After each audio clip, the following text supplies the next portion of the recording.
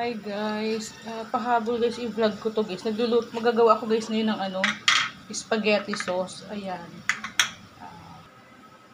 First time ko kasi guys gagamit ng ganito. Corned beef cheesy creamy. Titingnan natin kung masarap ba yan. Okay. So the other ingredients is here. So you have the onion, the hot dog, tender juicy, and the ground pork. Okay. So since na yan guys, ilagay na natin.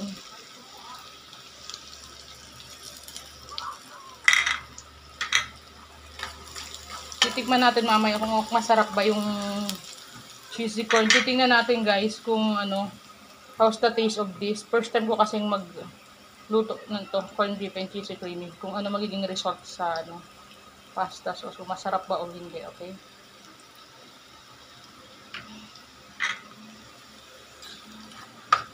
So, yan.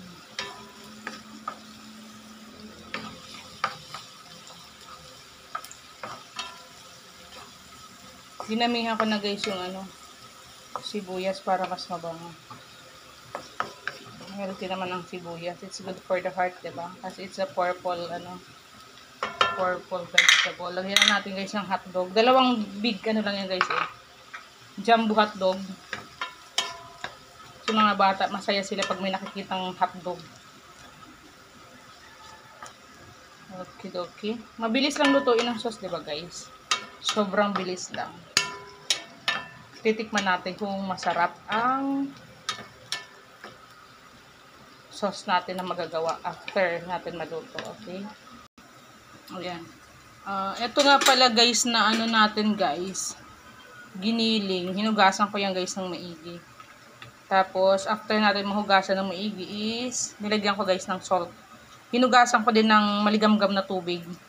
Tsaka hinugasan ko ng tubig na tap water. And then, I put salt, okay? Iodized salt. Okay, so pwede na natin to guys ilagay dito.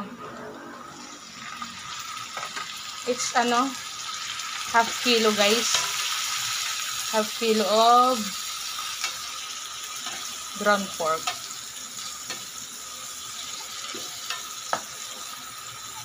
Ang iba ginagawa nila meatballs guys, diba? Para pagkain talaga nila buo yung mga meat. Pero ako wala na akong time gumawa ng meatballs So ground pork na lang as in.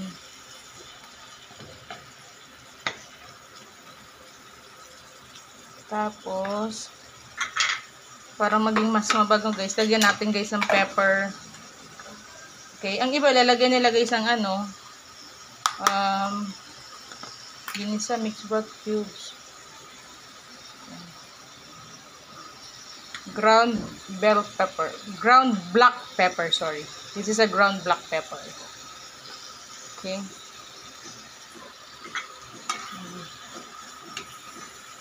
Lutuin natin maigi guys yung giniling. So this is a new recipe of spaghetti sauce guys. Titingnan natin kung masarap ba. Testingin natin guys.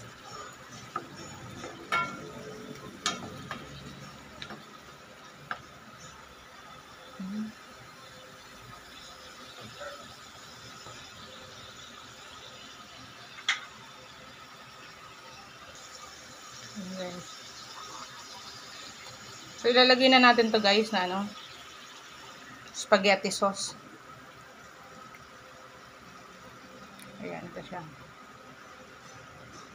Nadalapidit guys kasi nagkahulog-hulog na to guys nang dineliver dito.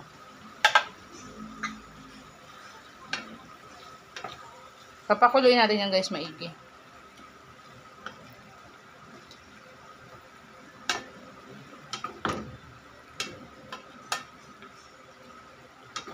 Ano pala siya? Ano yun? Corned beef cheese and creamy. Parang corned beef. Wala namang corned beef. Wala namang laman guys na corned beef. Wala namang laman na corned beef. Ano lang siya pasta sauce lang talaga. May saan tayo dun Wala namang laman na corned beef. Ayan, pakuluan natin guys.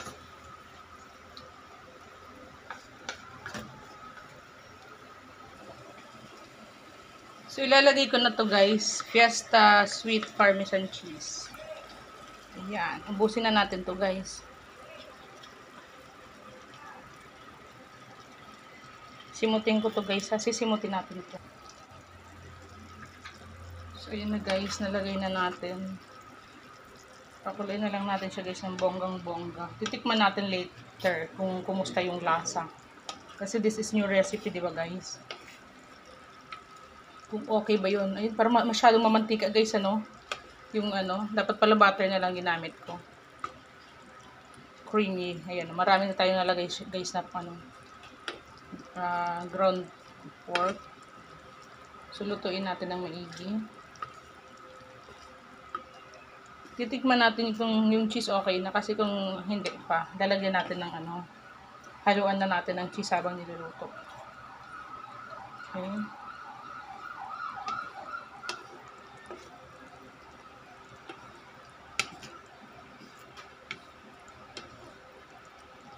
Yan, sobrang ano naman siya guys. Creamy naman din siya.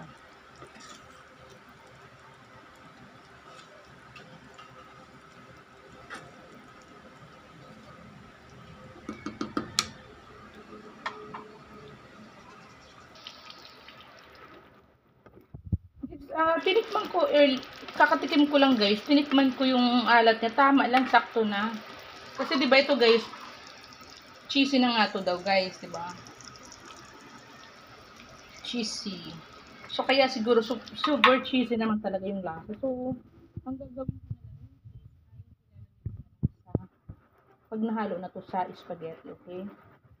Magluluto muna ako mamaya. Kasi may bisita ako guys mamaya, mga kaibigan ko. Merienda kami dito. So, siguro mga half kilo lang itong lulutuin kong spaghetti noodles. And then, half kilo of noodles. Half kilo na lang yung merienda namin. So, ito, papakuluin lang natin ng bongga. Tingnan natin. Lutuin lang natin yung meat. Kailangan kasi yung meat tutong luto, diba? Ayan, dinagdagan ko nga guys yung ano, ito guys, sinimot ko siya guys, sinadyan ko ng tubig. Sayang kasi, puno, maano pa malaman, ma-sauce pa sa loob. So ayan, so i-boil na lang natin to para ma-dissipate yung ano, pag-evaporate pala, sorry, yung liquid, okay? Kasi we want ano, sauce lang talaga, saucy, kumbaga hindi siya ano, water. Para lang maluto ang ating mga other ingredients, okay? When it comes to ano guys, sweet, saltiness, sakto lang yung saltiness niya. Tikman natin ulit guys. Kuhan ulit ako ng ibang kutsara. Check natin kung perfect na. Kasi kanina pagtikim ko, ano na, sakto na yun. Ayan, kumukulo na.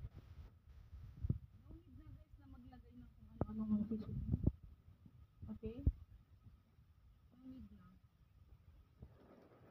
Yun, yung ano, yung ground black pepper. Huwag yung damihan masyado nung kasi ano yung papait eh. Tsaka iba yung lasa nun. Tatapang. Naguha ko yung taste. Nakuha ko guys yung tamang taste. Hindi na siya maalat. Kasi di ba hindi naman ako naglagay ng salt or whatever. Kanina medyo maalat because of that cheesy creamy nga na yan. Okay? So di ba ang ginawa ko guys, dinagdagan ko to guys ng ibang konting tubig para inano ko, sinimot ko.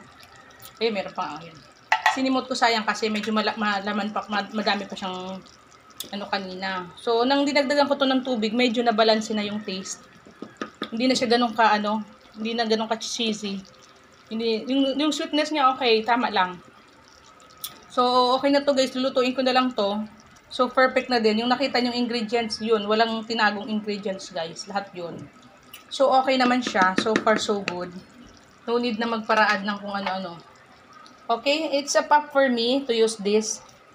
Masarap naman siya, guys. Masarap. CDO corned beef, cheese and creamy pasta sauce. Okay? Pwede nyong isabay. Hindi, this is not a paid, ano ha? I am not being paid for promoting this. I just tried this and check if kumusta yung lasa. Kasi this is the first time that I tried to use this. Okay? Bye and thanks for watching guys. I hope you would give a like and subscribe. It's a thumbs up for me guys. Ayan, ibuboil ko na lang to guys ng bonggang-bongga. Ayun guys. So tip lang guys, kailangan kung gusto niyo mapurulong, gusto niyo for stock sa ref, yung mga sauce niyo for like for 1 week, kailangan dyan guys, hindi siya matubig, walang tubig. Kailangan talagang lutong-luto like that, o na-evaporate talaga.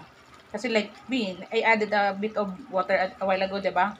So dapat pa-evaporate mo lahat 'yon kasi pag ginawa mo 'yun at renief mo ng ano mo to for at least 2 to 5 days or 1 week, it's good, it's still good. The sauce is still good in the fridge, right? So, or even in the spaghetti noodles. Okay, but I suggest that every time you eat the spaghetti noodles is freshly cooked before ano, 'di ba? Mabilis lang naman lutuin ng spaghetti noodles eh, kaya ang i-stock nyo lang lagi ay spaghetti sauce. Para every time nakakain kayo, yung spaghetti sauce, iinitin nyo na lang. Kukuha na lang kayo ng portion na panglagay dun sa spag. And then, ganon. Lalagyan nyo yung spaghetti. Ganon ang discarte ko guys eh. Like, gusto ko kumain from time to time ng spaghetti. Dadamihan ko na yung sauce, tatago ko na sa ref. Every time nakakain ako, maglutuin lang ako ng noodles. Okay? So, bye and thanks for watching. This is it, guys. Yeah.